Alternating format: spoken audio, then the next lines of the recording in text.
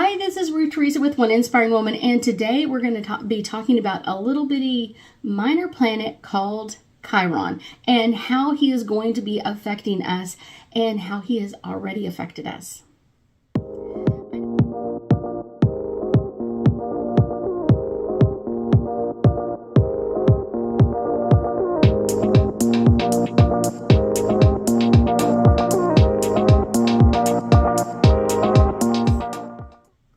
I know most people have never even heard of Chiron, and I will tell you in most natal charts, he's not even listed. So he's not even up there on a blip. There are a few more modern ones that will list Chiron, but I will tell you for the most part, he's not really there.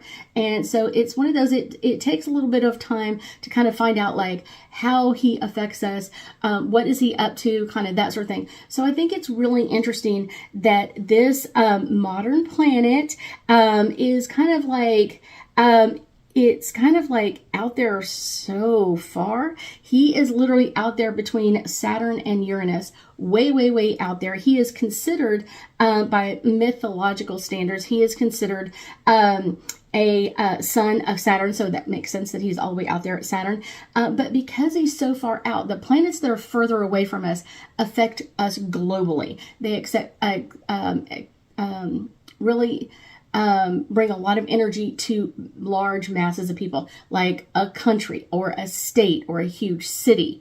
New York, Los Angeles, I'm saying, like Paris, London, all of those are going to feel more of Chiron's energy than anything else. But I will tell you, even as little people will actually feel Chiron's kind of like energy, good or bad, is coming in.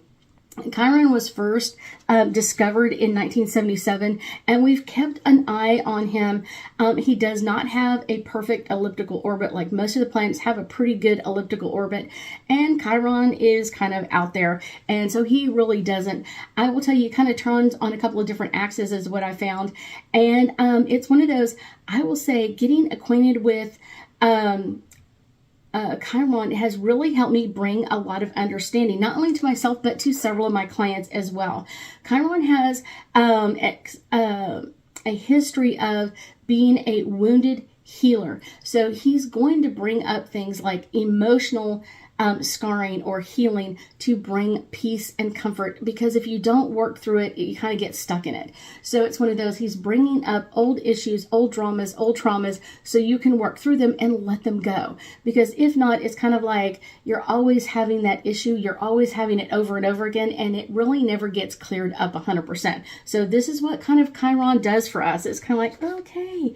One of the things that I found with Chiron is Chiron has a way of kind of bringing in a lot of global change for us. So when they first found him in 1977, they started to look back of kind of like where his orbit is and kind of like how often he comes around. Chiron is kind of like I said, he's further out there. He stays in each sign for a long period of time. And I will say it's kind of one of those interesting, usually he's in each sign for about 8 years. So he's kind of like a long one out there. So it's kind of like, okay, interesting. But when they started to look at it, kind of like changing things, it's one of those, like when he's in certain signs, you can see the effects of it on our planet because of the people. It's one of those like, wow, this is really interesting. After being wounded by a poison arrow, he sacrificed his immortality and his god status to end the pain from this infected wound. Thus, Chiron is considered the suffering and burdens that we endure, and kind of like bringing that in. A lot of times, like I said, you're not going to find him in your natal chart all the time. There are some astrologers that do consider Chiron in there. I will tell you that one of the things that I found is for fire signs, it's one of those carrying old wounds in the ego and the heart and self-expression. That's kind of where you're going to find those wounds that he's really working on you, because that's where those fire signs carry those wounds. For air signs, they carry their wounds in communication, in relationships with others, and being accepted by society. So they kind of feel like they never quite fit in, especially depending on where their Chiron is. Earth signs carries wounds in their body and their sense of security. So it's one of those, if someone's always not secure, depending on what sign Chiron in is, it could be an earth sign. They always fight with like perfectionism and authoritarian energy, because it's kind of that energy of like Chiron used to be a god, so it's kind of like you're always having like, but he stepped down from that to heal himself, so you always have that like energy in there. Now water signs, I will say, water signs carry their wounds and their emotions, death-related traumas, and separation from our soul and our source. And it's kind of something they're always fighting to get back to. Although, I will say kind of in general, although it appears to be tragic at first, release from pain and our old stories that we kind of keep bringing forward. Because like I said, a lot of times people bring that old baggage, that old stuff from old relationships in their current life. And it can also be old stuff from old relationships and past lives that they keep kind of bringing forward, and they kind of keep like wanting to work through it. But a lot of times they're also intimidated about it. Like, I'm scared of like bringing this all up. I will tell you that the struggle is real. It's one of those, when you start understanding where Chiron is in your chart and how he is going to affect you, I guarantee you're going to like, oh my gosh, this makes so much sense. And I think that's what they did when they found Chiron, and kind of looking at his energy going back. One of the things that I thought was really interesting is they found him in 1977, but it's one of those, when they started following him in certain signs, like you could really see the difference. You could be like, oh my gosh, this was like, oh my gosh, life changing, of like, this is where he's been, and this is kind of the changes. So kind of like when they went back in time, it's one of those, one of the first ones that they were kind of like, okay, he's here, let's go back. And so then they kind of traced him back to like 1968. And it's one of those, Chiron was in Aries at that time frame, and we had a lot of racism, a lot of oppression coming up, a lot of brutality, kind of like we're trying to find our balance in our world and kind of bringing everybody up to balance. And a lot of times people think that when you're trying to find balance, like my energy may be up here and yours is down here, to really find balance, I need to bring you up to my level. A lot of times what people think is what I need to do is keep pushing you down so I keep going up. And that is totally wrong. It's one of those, it's all about finding that balance. I need to lift you up. If I'm up here and you're down here, I need to lift you up so we're in balance. I think this is something that a lot of people struggle with at times. But it's like, as they went back in time, it's one of those further and further. Also in 68, we were also going through the Vietnam War. And so it's kind of like when you start going back in time, you're starting to realize like, wow, this is really changing. This is really affecting this energy in some most amazing ways.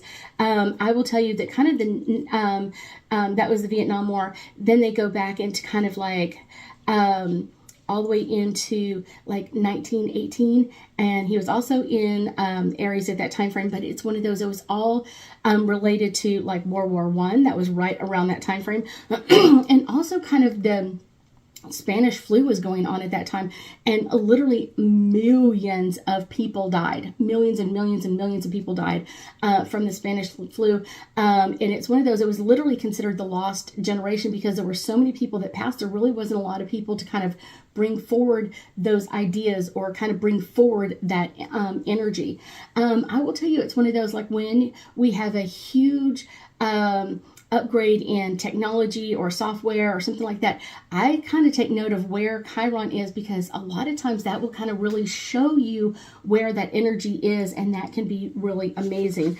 One of the things is usually from your birth, from when you're born till about your 50th birthday, is kind of like when we're having that midlife crisis kind of thing.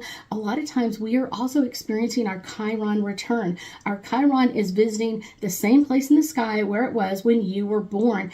And so that can be kind of like similar to your Saturn return. Challenges can come up and face you, that things that you weren't really expecting, or kind of really like, I'm not really sure how to expect this or how to deal with this. A lot of that energy really comes around in some amazing ways. So let's do some angel cards and get us a little bit deeper insight into all things Chiron's energy. This is the first one popping up. Trust that Chiron is affecting us. When I first learned about Chiron, I'm kind of like, seriously? You know, he is not even a big planet. He's a little bitty out there. And it's one of those, when you start researching it, you will find that before anything else, it's like, wow, this is really amazing. And you can find free natal charts online that will show you where your Chiron is, but you need to like Google that in there as well, or search that up. Spiritual growth. Literally, when we look at our pains and our issues that we're having, even if we're not in our 50s, kind of like looking at those old wounds and kind of like bringing those to a new healed state can be powerful for us to really look at, because once we let it go, it's gone forever. The scar tissue's gone, everything's gone. It's kind of like we've kind of let that energy go. Next, this is soulmate energy. A lot of times our hurts inside don't really mirror our partners, but it's one of those, they complement or kind of balance each other out. So one might be more emotional and one might be more physical. And so that is a great way to kind of balance that energy between you and your partner. Music. I will tell you, music can be one of the most amazing healing aspects that we have in our world. And a lot of times, music can bring in such healing. The different tones, the different frequencies can bring in healing in some amazing ways for everybody at different times. So a lot of times when I'm not feeling well, that's one of the things I do is I'm listening to music to kind of bring up energy, kind of bring in that healing, especially the certain frequencies really work for me well, depending on what's going on with me. But I will tell you, once you start understanding those frequencies, it changes a lot. The last one is new beginnings. If you're still holding on to the past and those old wounds and those old issues, you really can't move forward. You really are kind of stuck. So once you've worked through, you're kind of like your Chiron, like where's Chiron pointing at, and the things that you really need to work on. And I won't say you just like work on it and it's over. As long as you're constantly kind of like, let me look at this one more time. Is there anything else I need to clear out? Is there anything else? That's kind of like removing those old issues and pains so you can move forward and find a new energy in your life, a new way of talking, a new way of expressing yourself, and a new way of not only healing yourself, but healing so many other people as well. I thank you so much for joining me today, and I know that we'll be talking again soon.